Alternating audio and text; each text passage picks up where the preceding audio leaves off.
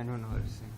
Okay. Thank you. So then I did it for you, huh? Yeah, that's awesome. Okay. Thank you for Jayam Vishnupad Paramahamsa Pravakacharya Asuta Srimad Bhaktivedanta Swami Srila Prabhupada Ki Jai. ISKCON founder Acharya Srila Prabhupada Ki Jai. Jayam Vishnupad Paramahamsa Pravakacharya Asuta Shri Srimad Bhakti Siddhanta Saraswati Goswami Maharaj Prabhupada Ki Jai. Namacharya Srila Haridas Thakur Ki Jai. Prem se kaho Shri Krishna Chaitanya Prabhu Nityananda Shri Advaita Gadadhar Shivasari Gaura Bhakta Vrinda Ki Jai. Shri Shri Radha Krishna Gopa Gopinath Shamakund Radhakund Giri Govardhan Ki Jai. Shri Mayapur Dham Ki Jai. Shri Vrindavan Dham Ki Jai. Jagannath Puri Dham Ki Jai. Ganga Mai Ki Jai. Yamuna Mai Ki Jai. Bhakti Devi Ki Jai. Tulsi Devi Ki Jai. Ananta Koti Vaishnav Vrinda Ki Jai. Shri Harinam Sankirtan Ki Jai. Grantraj Srimad Bhagavad Gita Ki Jai. Samaveda Bhakta Vrinda Ki Jai. Gaura Premanande. All glories to assembled devotees. All glories to assembled devotees. All glories to assembled devotees. All glories to Shri Guru and Shri Gauranga. All glories to Shri Prabhupada. Om Namo Bhagavate Vasudevaya. Om Namo Bhagavate Vasudevaya. Om Namo Bhagavate Vasudevaya. Hare Krishna. So today we'll be reading from Bhagavad Gita as it is, chapter 16, text 4. If you guys have any devices or if you guys want to follow along. Can I bring the copies from Bhagavad Sure. Gita for 2, 3? Yes, please. Thank you, Prabhu.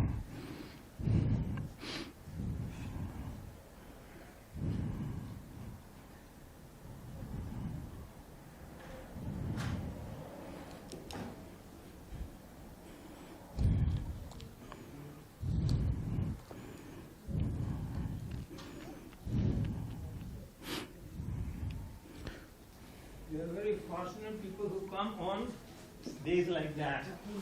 Prabhupada's birthday. Just one day after Janmashtami, everybody is tired.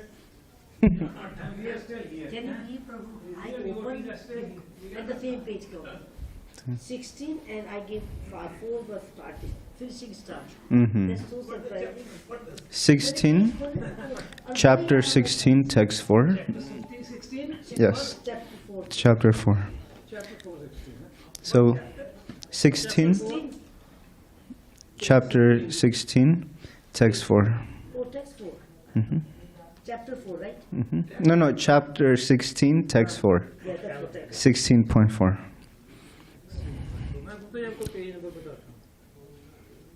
Okay. Let me know if you guys are ready.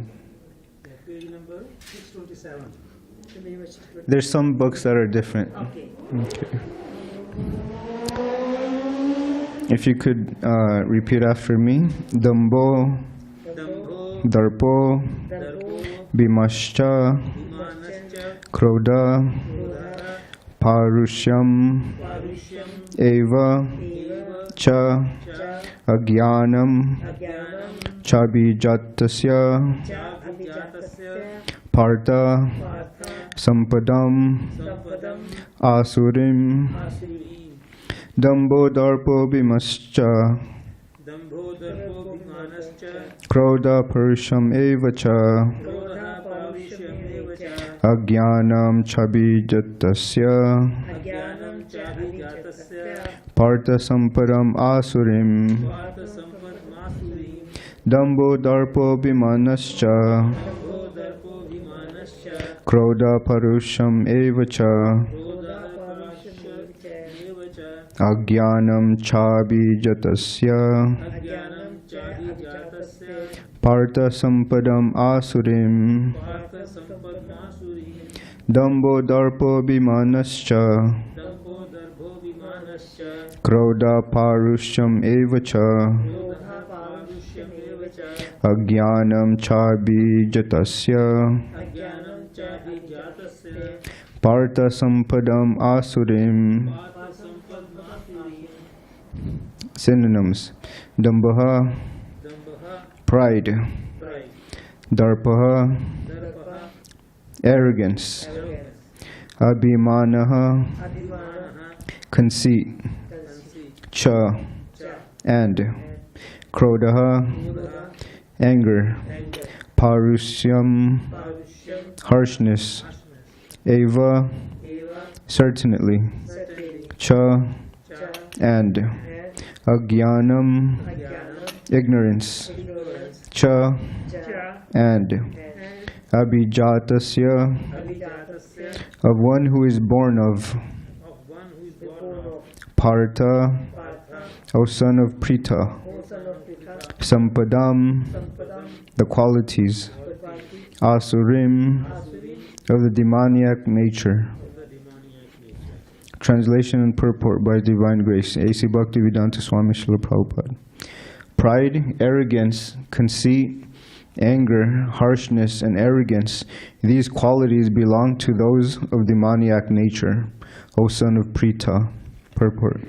In this verse, the royal road to hell is described. The demoniac want to make a show of religion and advancement in spiritual science.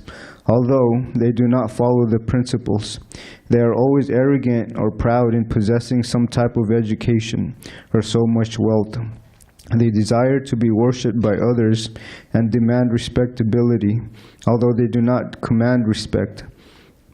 Over trifles, they become very angry and speak harshly, not gently. They do not know what should be done and what should not be done. They do everything whimsically, according to their own desire, and they do not recognize any authority. These demoniac qualities are taken on by them from the beginning of their bodies in the wombs of their mothers, and as they grow, they manifest all these inauspicious qualities. Such an amazing purport, huh? Om Jnana Timirandasya Gyananjana Shalakaya Chakshurunmilitam Yena Tasmai Shri Guruve Namaha Shri Chaitanya Mano Bhishtam Stapitam Yena Bhutale Swayam Rupa Kadamayam Dadati Swapadantikam Vandeham Shri Guru Shri Yuta Parakamalam Shri Gurun Vaisnavamscha Shri Rupam Sagrajatam Sagana Ragunatam Vitam Tam Sajivam Sadvaitam Savadutam Parijana Sahitam Krishna Chaitanya Devam Shri Radha Krishna Padan Sahagana Lalita Shri Vishakan Vitamsha Hey Krishna Karuna Sindhu Dinabandhu Jagatpate Gopesha Gopika Kanta Radha Kanta Namostate Tapta Kanchana Gaurangi Radhe Vrindavineshware Vrishabhanu Sutta Devi Pranamami Hare Priye Vancha kalpatarubhyascha kripa sundubhyevacha patitanam pavinebhyo vaishnavyo namo namaha. Jai Shri Krishna Chaitanya Prabhu Nityananda Shri Advaita Gadadhara Shivasari Gaura Bhakta Vrinda. Hare Krishna Krishna Krishna Hare Hare Hare Rama Rama Rama Hare Hare. Mukam karoti vachalam pangam langayati girim yat kripatam ham vande Shri Gurum Dinataranam. See, the way we were just chanting Hare Krishna, that's how we should chant. We should cry out for Krishna. See, in this material world, Srila Prabhupada, he uses this example. When the baby is quiet, the mother knows that the child is fine. But as soon as the child starts crying, oh, the parents are going to run towards the child. So similarly, when we think we're comfortable in this material world, it's least likely that we cry out for Krishna. See, this material world, it's not a place to enjoy, actually. If you look in the dictionary, if you look up the word suffering, there's like 10 pages that describe suffering. But if you look up happiness, joy, there's only 5 pages. So what does that tell you about this material world? See, language, or you can say words, are determined by the different, you can say, knowledge that people have. My spiritual master, he says, in Arctic places where it's icy, they have different words for ice. whether it's soft ice, dry ice, hard. So they can describe the different types. So this material world, there's so much, you can say, negative aspects to it. So Srila Prabhupada, he taught us how to go back home, back to Godhead, by following the 4 regulative principles, chanting Hare Krishna, and surrendering to Krishna. But we forget to recognize why we're here in this material world, or why are we still here? Why are we bound up in this material world? There was a book distributor here. His name is His Grace Navina Nirad Prabhu. He's such an inspiration. But this other devotee said, we need to get off of the mental platform and we need to take ourselves from the center of the picture.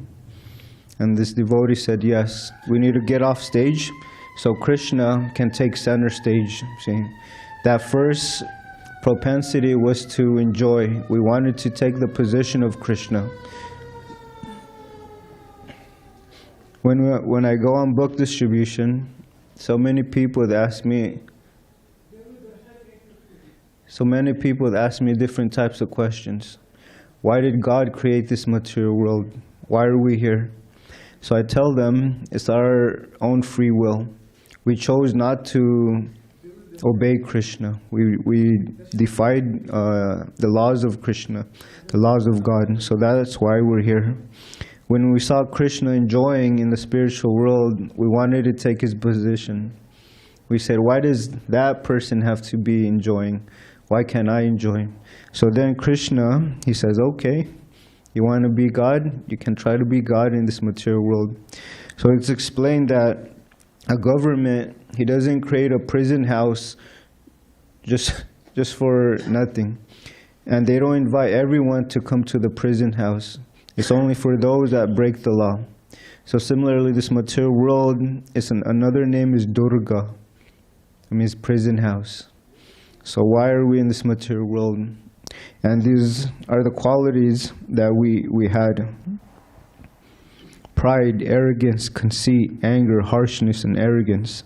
See, pride, it leads to a fall down. And see, Krishna, he can't be obtained by jnana yoga, he can't be obtained by karma yoga, it's only through bhakti that Krishna can be known. And so not a lot of people take to this process of Krishna consciousness. Krishna says among hundreds and thousands of people, only one will endeavor for perfection. And out of those that achieve perfection, only one hardly knows him in truth. And then Krishna says, after many, many births, and Srila Prabhupada in the purport says, countless births. When we finally want to understand Krishna, we cultivate this speculative knowledge. And then we can't get to Krishna on our own. We have to get the mercy of a devotee, one of his representatives. So a devotee comes in contact with that person that's searching for knowledge, and they give him answers. In the book table yesterday, we had a poster that said, "Finding Life's Questions." Isn't that such a beautiful thing? But unfortunately, in this Kali Yuga, Manda Sumanda Matayo, in this age of Kali, men are very short-lived. We don't live very long. And if one is able to make it to 80 years, he considers that very long. I was working at a nursing home before, and one of my patients, she reached 105 years old. 105. But at that stage, at that very late stage in life, he was no longer able to take care of himself. It's like a little baby. Everyone needs to take care of him. He can't even feed himself. So, just like that, we come out of the womb, you know. When a baby comes out, what's the first thing that the doctor does? Smacks the baby, right? So the baby starts crying, you know, in order to get the nasal passages and all the mucus out. But that's like a welcome in the material world. It says that when a child is born, there are two people that are very anxious to receive the child. Who are they? Yeah. The parents and Maya. See, illusion. She's waiting and waiting because that's her thankless task. See, her task is to let the conditioned soul forget about Krishna. But it's his desire, see. You can't force love. And if we surrender to Krishna, that's love. You can't, Krishna gives us free will. So there's a beautiful pastime that I just heard. There's a certain bird in the Himalayas. It has so many beautiful colors. And it makes the peacock 1 degree, you can say less. Yeah, it has so much beautiful colors. It's a very rare bird. So somehow or other, there was a hunter that captured this bird. And he said, you know, I can make a living by this bird. So it does it does performances. And by the fortunate, you can say, turn of events, they went to Vrindavan, the bird and this hunter. And he was surprised that thousands of people came to see him and this bird. So this bird flew high in the sky, and all the residents of Raj, they were so amazed at this bird. And then this bird saw this little boy walking and then suddenly running to his father's lap, Nanda Maharaj. And who was that little child? Krishna. This bird was so amazed at how beautiful Krishna was. And the first thing that Krishna said to his father is, Father, why is there a string tied to that bird?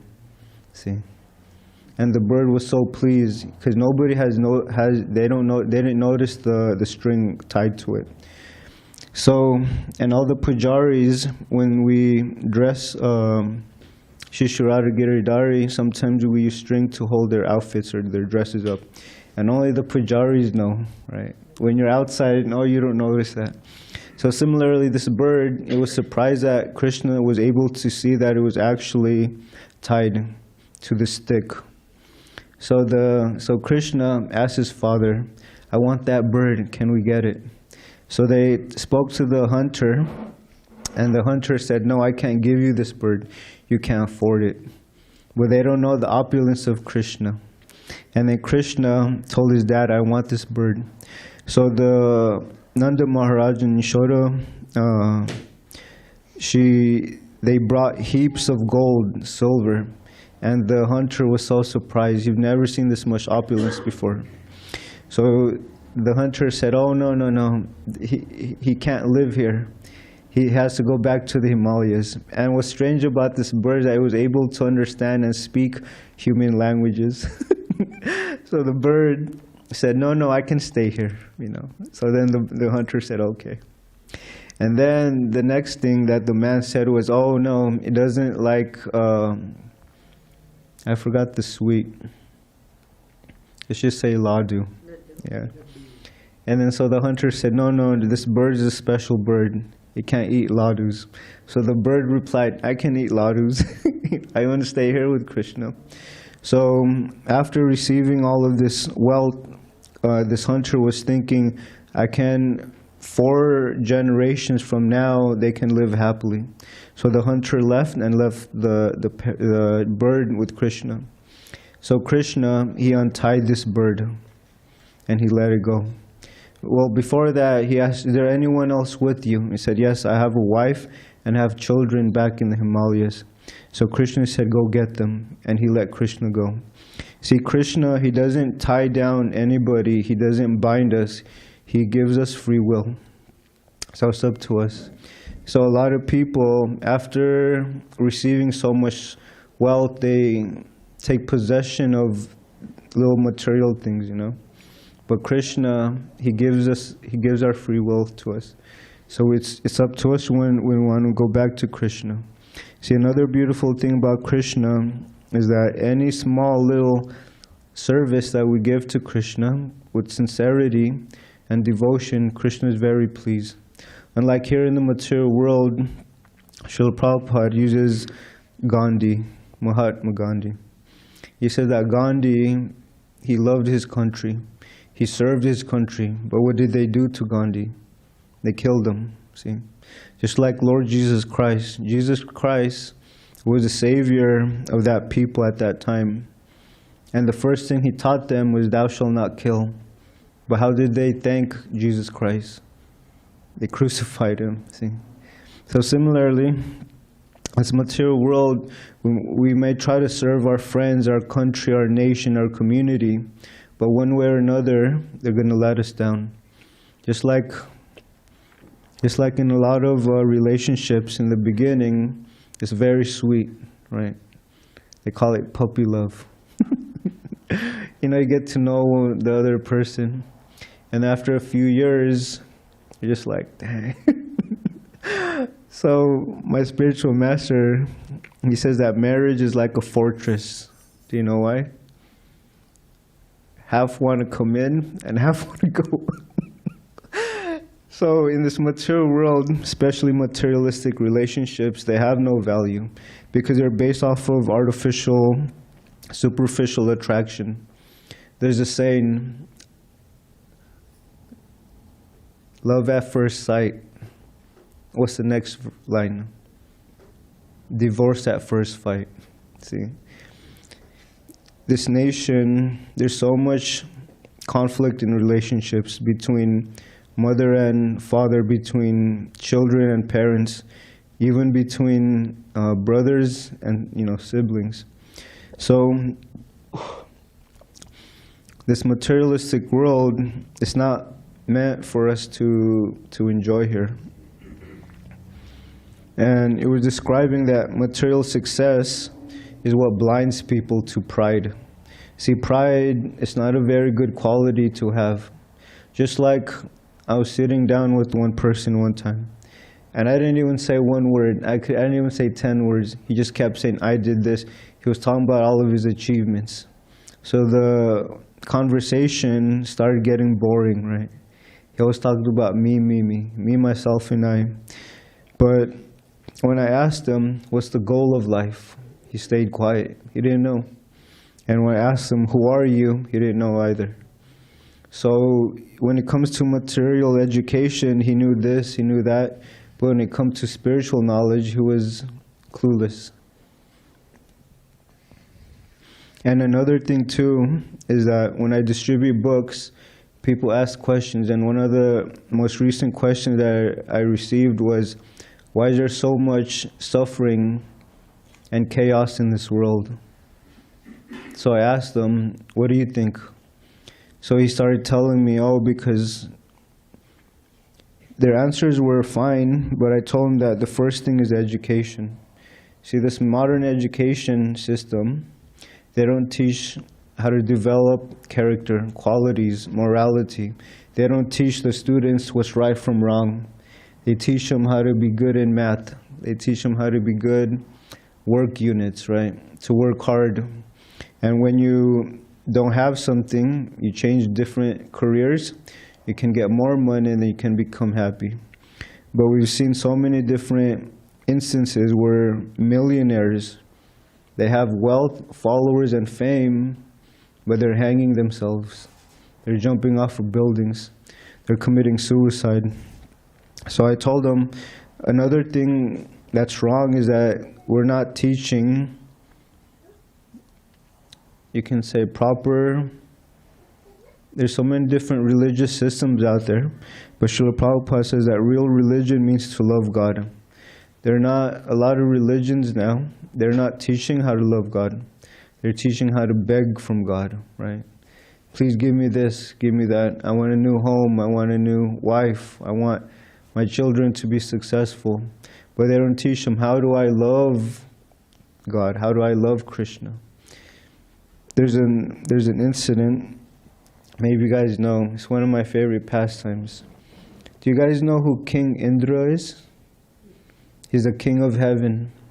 He enjoys so much in the heavenly planets, but he made an offense to his spiritual master, Brihaspati. And so Brihaspati cursed him to take the body of a hog. A hog. So while he was here on this earth, he had his little pig wife. He had his little piglets, you know. And when Lord Brahma saw that post of Indra was not being occupied, he went to Indra and he told, my dear son, please come back to your heavenly world. You know what Indra said? He didn't want to. He said, why should I go back? I have so much responsibilities here. I have to feed my wife, my children. So similarly, our position is like that. We don't want to go back to the spiritual world. We want to rot here in this material world. And Srila Prabhupada says that material achievement is only successful when it's completed. Imagine building a big skyscraper, a hotel, and you don't get to live to see it being done. It's such a waste. You wasted your valuable time, effort, money in building that. But at the end, you never see it completed. Whereas Krishna says, whatever little endeavor in this Krishna consciousness, there's no loss or diminution. And it can save one from the greatest fear. And what's that greatest fear? Losing the human form of life. See, we should understand the value of human life, but a lot of people, they're misusing it in so many ways. See, instead of cultivating spiritual knowledge, instead of cultivating qualities that actually attract Krishna, we're doing the opposite. See, I was speaking to a person on book distribution, and I asked him, what's wealth to you? Just started describing material wealth, big bank account, right? Big house, fancy car. And I told him, at the end of life, that is taken away. And so he became a little more sober-minded. So I told him, wealth is measured by things you have that money can't buy. Right? Kindness, tolerance, compassion. How wealthy are we materially, and how wealthy are we spiritually? Krishna, he says, a little flower, fruit, water, a leaf, offered to him with devotion, he accepts it. See, Krishna is so kind and merciful that he doesn't... What I love also is that they say Krishna, not only does he see what you give, but he sees what you hold back, right? See, a millionaire, he may give $30,000, and that's a lot. But he has millions in his bank account. Unlike, someone that's very sincere, they're working paycheck to paycheck, but every paycheck he gives half of it to Krishna. So who does Krishna favor more? The person that's giving more with heart. And Krishna, he's in the heart of everyone. We can't trick Krishna. We can't fool Krishna. See, that's another thing that we should understand, is that we may fool our friends, our family, we may fool everyone, but we can't fool Krishna. Krishna is in the heart as a Paramatma. I was distributing books the other day also, and it was talking about anger is another quality of the demoniac person. They don't know how to treat others with respect, with kindness. They just do whatever they feel like they want, but they're actually being controlled by their emotions, by their senses and their mind. Mental slavery. And how do you conquer anger? How do you conquer anger? Any answers? We're practicing Krishna consciousness. Okay. See, that's another thing, is through forgiveness. See, another way to conquer anger is through forgiveness. People, they hold so many grudges, right? There's a story. There's a mother and a daughter, they were sitting at a dining room table. And they said, tell her to pass me the salt, right? No, tell her. So they didn't speak to each other. And so one of the family members asked, why are you guys fighting? Why are you not speaking to each other? They forgot. You know, people hold stupid grudges, right? So it destroys relationships between one another. So the easiest way is to forgive, and forgiveness is a divine quality, actually, right? It's a divine quality. Anger, deceit, pride, all of these belong to the demoniac nature. So now, if you could please turn to text 3. I want to read some of the qualities of someone with divine qualities. So text 3, or 1 to 3.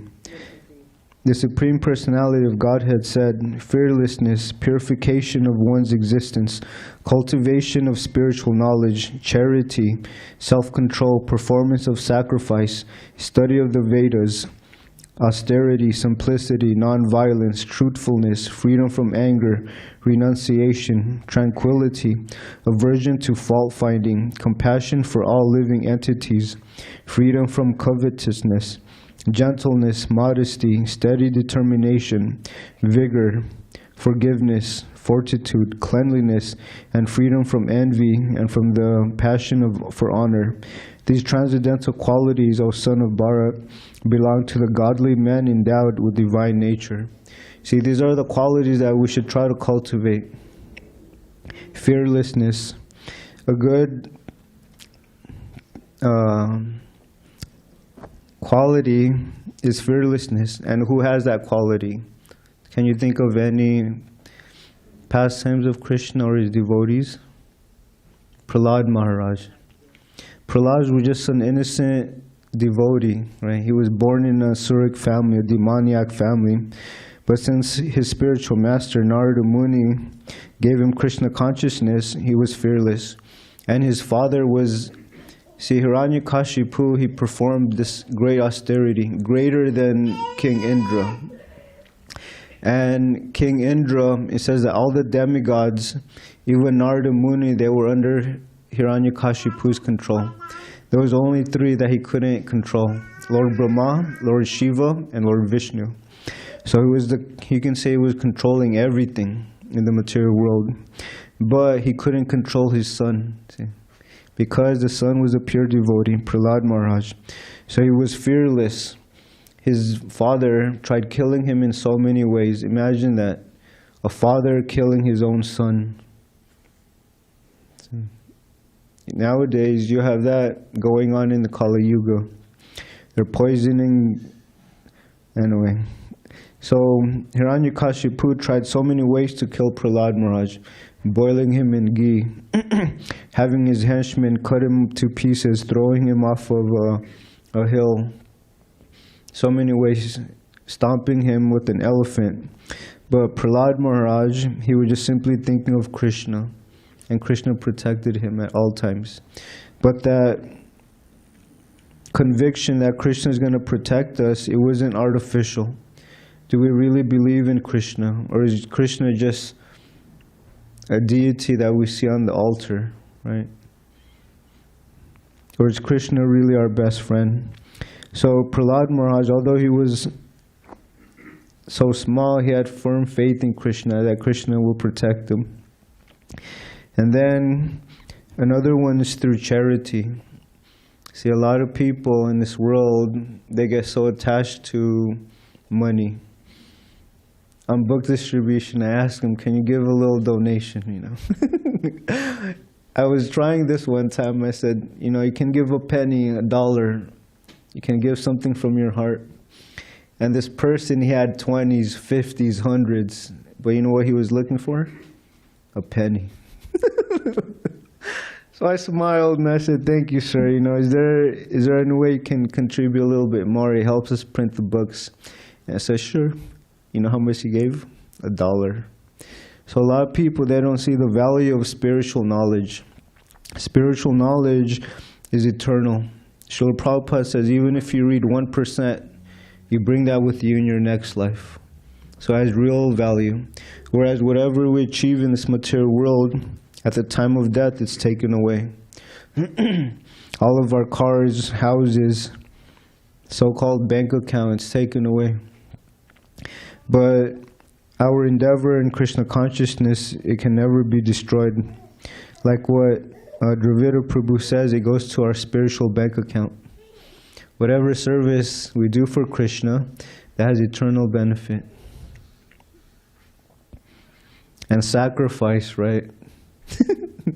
When I tell people, what does sacrifice mean to you? And they understand it's giving something that you may be attached to, right? And the biggest, you can say, sacrifice we can do, the easiest way, is to give a little time for Krishna, time. Because with millions of dollars, you can't buy a single moment back in life. So when we spend that moment with Krishna, Krishna is very pleased. Another thing that we should try to cultivate is compassion for all living entities. See, every living entity that took birth here, they have the same right to live as much as us. And human beings were considered the big brother for animals. Animals are defenseless, they're helpless. But what are they doing now in Kali Yuga? They're slaughtering them, and they're eating their flesh. You know, people are surprised that as devotees we don't eat meat at all. And they tell me, you don't crave meat? And I tell them, no.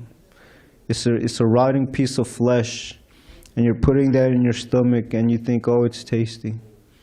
But meat is so horrible because that living entity had to give up its life just for you to satisfy your tongue. So it's not fair. And see, anger is very strong within all of us because we evolved from animal species. The human form of life is only attained after there are 8,400,000 species that the soul can occupy, from aquatics to insects, plants, trees. And then finally the soul is awarded a human birth. But how many people know that? They don't. They think it's by chance, right? But the truth is we didn't get to choose our parents. We didn't get to choose the family that we live with. So we're forced to take birth in this material world. Whereas Krishna, it was his birthday yesterday, Janmashtami. But he chose his parents. And who are his parents? He has 4. It's Mother Yashoda, Nanda Maharaj, and then Devaki, and Vasudeva. So yeah. So his parents, they were great devotees. And they actually asked Krishna to take birth as their son. But how many people know this, you know? See, at least in India some time ago, they would pray, please give me a child, please give me a noble child, someone that can help the world, that can make a difference. Nowadays, in this Kali Yuga, people are just having children just out of passion, right? They see an attractive person, they speak to them, they try to build a relationship, and then out of lust, they have children. And then that creates unwanted progeny. There's so many, it's so fallen in this age that they think abortion is a good thing, right? Abortion is killing the living entity within the womb. It's trying to serve Krishna. And it says in the Srimad Bhagavatam that the living entity actually prays to Krishna, please let me out, please deliver me. I promise to serve you. But as soon as we come out of the womb, we forget to serve Krishna. And Bhaktivinoda Thakur, he says in a poem that as soon as I came out of the womb, family affection started bounding me to this material world. See, and as parents, it's natural to show affection to our children, but it says that a person should not be parents, should not be teachers or guardians if they cannot deliver their dependents from the cycle of birth and death. Are they teaching how to be liberated? Or are they teaching them to repeat the same process? See, we see everyone dying before us, but we just think there's a poet. He says, I always knew that man was mortal, but I always thought death would make an exception for me. So everyone's thinking, I'm going to live forever.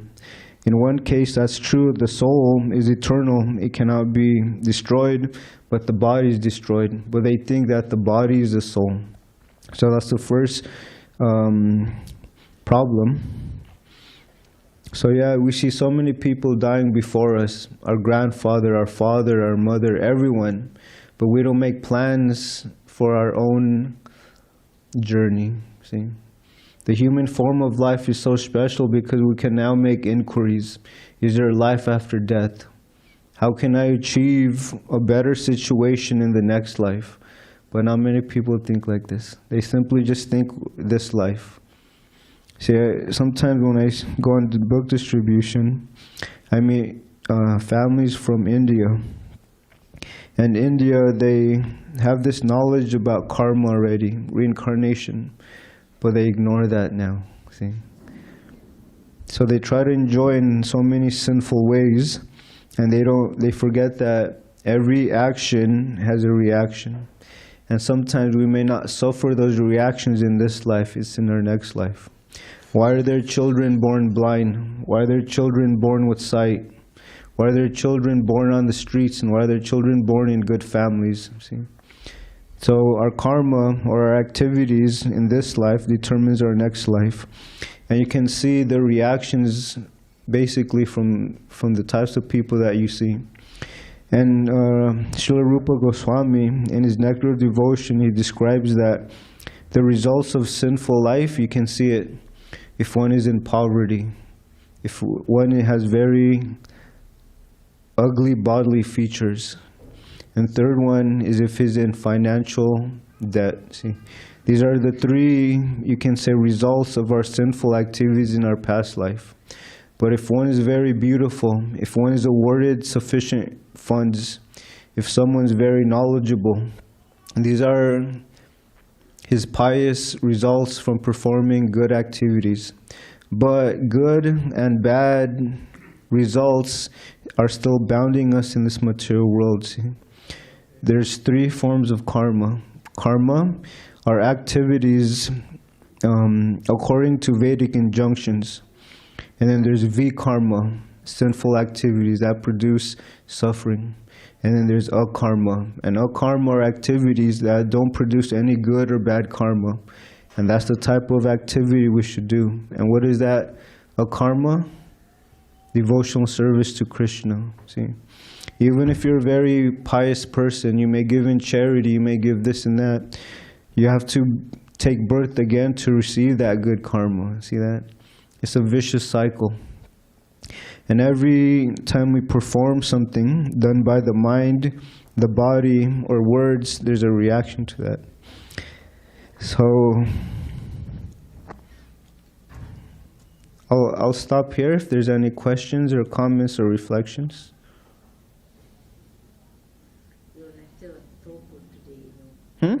Everything you say is so good. Thank you, Mataji. Yes. What's your name, please? Govardhana Dasa. I find it. He is a disciple of Badrinath. I see. Yeah. You know, growing up in the West, we didn't know anything about Eastern culture, you can say Vedic culture. We didn't know about reincarnation, we didn't know about karma, we didn't know who God was. We had growing up, you know that if you do something bad, maybe something bad will happen to you. If you do something good, maybe something good will happen to you. But I always thought, but Krishna in the Bhagavad Gita says that the intricacies of karma are very difficult to understand. They're very difficult. But if you just follow Srila Prabhupada's instructions, we can break free out of this entanglement. Sorry, one more story. There was a cat, and every time he saw Krishna, it would go on Krishna's legs, you know, rubbing itself against Krishna's lotus feet. And then cats, they like to play with yarns, right? you know, those yarns, like a ball of yarn. So he was playing with this yarn, and then he got too passionate. So started getting tangled in it, you know. And every time it would move, it would create another entanglement. And then when Krishna saw that, Krishna called the cat. I said, just don't do anything, I'll untangle you. So Krishna removed one thread. And then the cat was taking, you can say, he believed in Krishna. So the cat put its head on Krishna's lap, and it was just letting Krishna untangle it. So similarly, we're so entangled in this materialistic way of life. We don't know how to get out, and we rely on our family for them to save us, but they can't save us because they're also fallible soldiers. The only person we can rely on is Krishna and his bona fide representatives. So the story of the cat represents that Krishna can detangle us in this material world. And no matter our little endeavor, whatever we do, it causes more hardships, right? So yeah, the little cat was fortunate that Krishna was able to help him. You can't, if you yourself are bound up in this material world, you can't help someone else. You need someone that's liberated to help us. So the Krishna is there, our spiritual masters are there, the devotees are there to help us. In this material world, how many births have we had? What time should we end? Now? Okay. So I'll end with one more thing. So we should really understand what we're doing here in this material world. Every material success or material achievement that we have, we don't get to see it out in the next life. As a matter of fact, we will forget about it. So it's like a dream. And nobody takes pleasure in a dream, right? In your dream, you may be a king or a queen, but as soon as you wake up, you remember, oh, this is my duty, I have to go to work. So similarly, this material life is compared to a daydream. It's longer than a night dream, but it's still temporary, in a sense that when we leave the body, we forget everything in relation to this body. We forget our family, we forget our children, all of that. So why not cultivate Krishna consciousness, that relationship with Krishna, because that relationship is eternal. We can love Krishna as a child, as a parent, we can love Krishna as a friend, we can love Krishna as a lover. There's so many ways that we have a relationship with Krishna, and each of them is unique. Okay, that's my little talk for tonight. Thank you so much. Hare Krishna.